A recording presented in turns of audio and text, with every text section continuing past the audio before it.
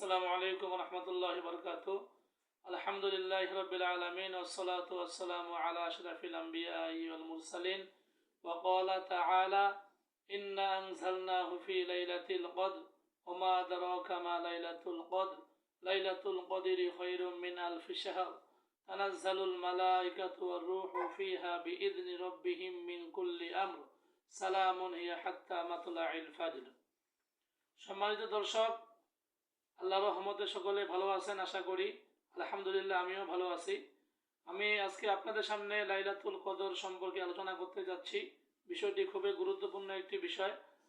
বিশ্বনবী সাল্লাল্লাহু আলাইহি ওয়াসাল্লামের জীবনী দেখলে আমরা বুঝতে পারি যে তিনি অন্যান্য মাসে যা ইবাদত বন্দেগী করতেন, রমজান মাসের শেষ দশকে অর্থাৎ লাইলাতুল কদর তালাশের জন্য তিনি সারা রাত ইবাদত বন্দেগী করতেন, নফল নামাজ পড়তেন, কোরআন তেলাওয়াত করতেন। তো বিশেষ করে এই রাতটি গুরুত্বপূর্ণ একটি রাত। কোরআনে পাকে মহান রব্বুল আলামিন বলছেন যে হাজার মাস থেকে উত্তম। সূরাটি মাক্কি সূরা, মক্কায় অবতীর্ণ হয়। বিশ্বনবী সাল্লাল্লাহু আলাইহি ওয়াসাল্লাম তার সাহাবীদেরকে একদিন বলতেছিলেন যে, হে আমার সাহাবীরা, বনী ইসরায়েলের যুগে এমন একজন ব্যক্তি ছিল যিনি ইসলাম প্রতিষ্ঠার লক্ষ্যে 1000 দিন তিনি জিহাদ করেছিলেন। এই কথা শুনে সাহাবায়ে কেরাম রাদিয়াল্লাহু আনহুম আজমাইনগণ বিস্মিত হলেন। আল্লাহ রাসূলকে প্রশ্ন করলেন যে, ইয়া রাসূলুল্লাহ সাল্লাল্লাহু আলাইহি ওয়াসাল্লাম, আমরা তো আপনার উম্মত, আমাদের তো বয়স 60 থেকে 70, আমরা তো 1000 বছর তো আমরা বেঁচে থাকতে পারবো না, তো আমাদের করণীয় কি হবে?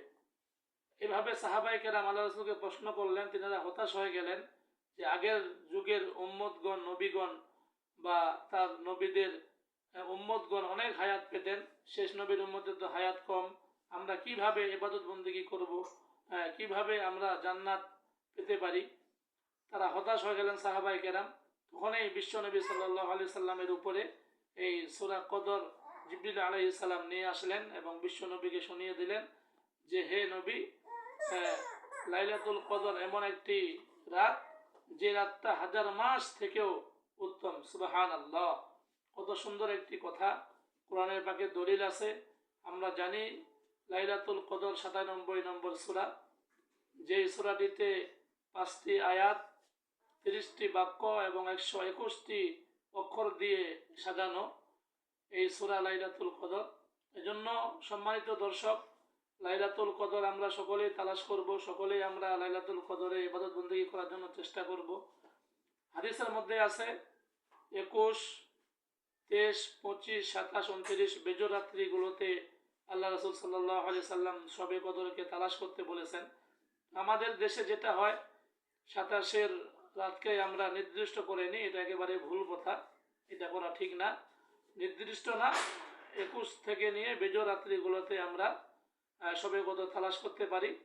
তবে যদি আমি বেজর রাত্রিগুলোতে শবে কদর তালাশ করি শেষ দশকে, তো আশা করা যায় যে আমি লাইলাতুল কদর পাবো।